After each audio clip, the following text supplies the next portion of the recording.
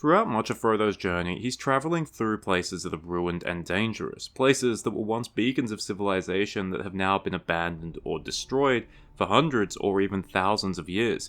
He stops in actual civilizations are few and far between, and even these places are mostly dwindling and are extremely insular against the outside world. This begs the question that has been debated in the Tolkien community for years: is Middle-earth a post-apocalyptic setting? In the present, when we think of post-apocalyptic, we usually think of a world where a global catastrophe has pushed humanity to the very brink of extinction. It could be something more realistic, such as a nuclear war, a highly deadly and easily transmittable disease, or a climate-based catastrophe as a result of either man or something external. It could be something more fantastical, like a zombie outbreak or an alien invasion. It might also be something far less exciting, like idiocracy or, I don't know, microplastics or TikTok becoming sentient. It's hard to identify Middle-earth with any of the above examples. Post-apocalyptic settings tend to be much more popular in sci-fi instead of fantasy, especially a somewhat low fantasy world such as Arda. But in saying that, when we think about Frodo's journey, it does feel like he's travelling through a post-apocalyptic setting. In the Fellowship of the Ring alone, he passes through a number of ruined or abandoned places: the Barrow Downs, Weathertop, Rhudaur, Eregion, Moria, Amon Hen. And the civilized places he passes through are also all regressing. Bree is relatively backwards and insular, Rivendell has dwindled to only a small number of people, and Lothlorien is also insular, to the point where the main bridge into Lothlorien is ruined, and the elves haven't bothered repairing it. But I think it's a little more complicated than that. So, is Middle-earth a post-apocalyptic setting? Yes, but also no. I think it's important to point out that Arda hasn't really had a global catastrophe in the same way that many other settings have had. Have there been global catastrophes on Arda? Absolutely. The Battle of the Powers between the Valar and Melkor and the downfall of Numenor both heavily reshaped the world, the latter literally making it round. But neither of these catastrophes resulted in a hard reset or an overwhelming amount of destruction on the civilizations in Middle-earth. During the former, civilization was literally just a few elves living at Cuiviénen, and the latter affected Numenor far more than anything else. There's also been things like widespread warfare or even the Great Plague during the Third Age, but widespread warfare across Middle-earth, while doing plenty of destruction in some places, has never resulted in anything that could be compared to, say, the aftermath of a nuclear war.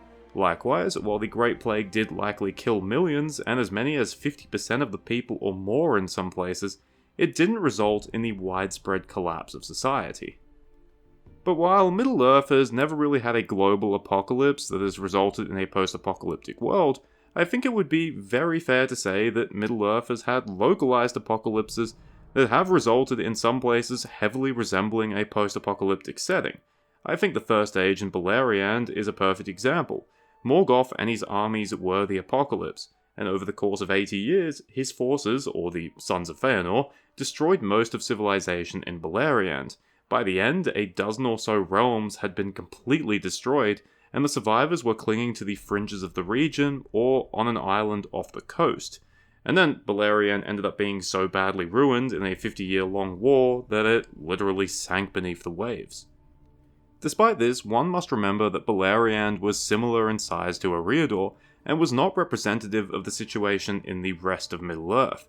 While Morgoth's forces focused on Beleriand, the rest of Middle-earth was relatively peaceful. Sure, there were problems, such as the Eastern Orcs running rampant, or Morgoth's mannish servants trying to subjugate their fellow men, but in places like Eriador or Rhovanion, things were fairly good. So, Beleriand was post-apocalyptic, but the rest of Middle-earth was not. Another example, which is larger on a geographical level, would be the aftermath of the War of the Elves and Sauron. It was mostly fought in Eriador, Eregion was destroyed, many elves and men were killed, and there was a lot of ecological damage, which was still apparent thousands of years later. Places like Rhovanion and Calenadon were also heavily affected. Following a seemingly attempted genocide by Sauron's Easterling servants, the Northmen of Rhovanion, who were widespread across the region, are described as being reduced to small pockets of survivors who lived in forests or caves in the mountains. We're also told that there was upheaval in the east, thanks to the Blue Wizards resisting Sauron. But while many places, especially in Eriador, would have felt post-apocalyptic after the war, it's also true that many lands survived the war more or less intact. It was mostly a region and non-centralized groups of men that paid the price. And in some places, the post-apocalypse wouldn't have lasted long, as Númenórean investment in Middle-earth became far greater after the war. So while the war did cause an apocalyptic level of damage in some places, it still did not create a hard reset on civilization, so therefore I wouldn't really call it post-apocalyptic. Earlier in the video, I used the example of Frodo travelling through Middle-earth as an example, so let's talk about Middle-earth before the War of the Ring. While there's no denying that things aren't looking great, I don't think one could say that Middle-earth at that point is post-apocalyptic. While Frodo does travel through many ruined lands and places, it's worth remembering that A, he's on a secret mission, so he's intentionally avoiding civilization, and B, many of the ruined places he travels through are in Eriador. Because, like my earlier examples, I would say that Eriador before the War of the Ring is an example of a localized post-apocalyptic setting, thanks to the Angmar Wars and then climate disasters such as the Long Winter and the Fell Winter. Eriador is massively depopulated and filled with the ruins of destroyed kingdoms. Less so in the west, where you have Lindon, the Blue Mountains, and the Shire, but in the east you basically just have Bree and then Rivendell. Most of the lands around these places are wild, ruined, and often dangerous, with creatures such as orcs, trolls, wolves, and barrow-wights. But east of the Misty Mountains, things are far less apocalyptic. In fact, things have actually bounced back a bit in the last 70 years before the War of the Ring. After the Battle of the Five Armies, Erebor was re-established by the dwarves, the Kingdom of Dale was established by the Northmen under Bard, and in the Vales of Anduin, the Woodmen became far more centralized under the command of the Beornings. Sure, there's still a lot of ruins, and the wilderness between these lands is far from safe, but there is still plenty of civilization around, and I think that rules out any claims of Middle-earth being post-apocalyptic at this time. Because I think the most important thing to remember is what the apocalypse actually is in this setting. It's Sauron. He is the apocalypse. His slow return throughout the Third Age represents the slow apocalypse that is affecting the Third Age, because after Sauron reappears around the year 1000, things do slowly get worse and worse and worse.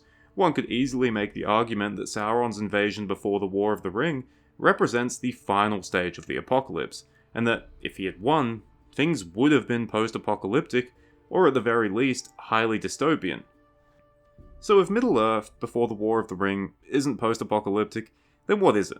While I don't think it meets the standard of post-apocalyptic, it certainly is a world that is in a dark age, a world that is going backwards in many ways. Gondor has been gradually weakening, and the blood of Númenor is almost spent.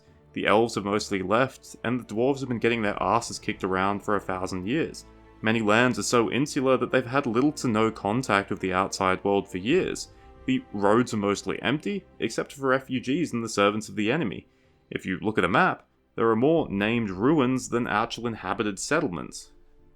And while the Third Age may be the darkest of the ages thanks to the inevitable decline of the world, thanks to the taint that was set upon it by Morgoth, it's worth noting that every age followed a similar pattern. The first years were the most glorious years. Like before Morgoth broke the siege of Angband in the First Age, before Númenor started falling to the shadow in the Second Age, before Sauron returned as the Necromancer in the Third Age. Afterwards, the decline began, and sometimes apocalyptic level events occurred, and there were localized post-apocalyptic settings. While these events didn't consume the whole world, they did heavily contribute to the Dark Ages that then occurred. The Fourth Age would have followed a similar pattern. After overcoming the apocalypse that was Sauron, Middle-earth, or at least the Westlands, was propelled into a golden age under King Elessar and his heirs. But the decline was still there, in the background. The last elves would have left, dwarves and hobbits would have dwindled, and eventually there would have been a turning point. There once again would have been apocalypse-level events, likely due to the folly of man, and maybe they would have truly resulted in a post-apocalyptic world, as Middle-earth is meant to be a mythological past of our own world, long destroyed and long forgotten. That's all speculative though. As for Middle-earth as we know it, post-apocalyptic? No, not really. A fallen setting, a Dark Age setting? Yes, absolutely.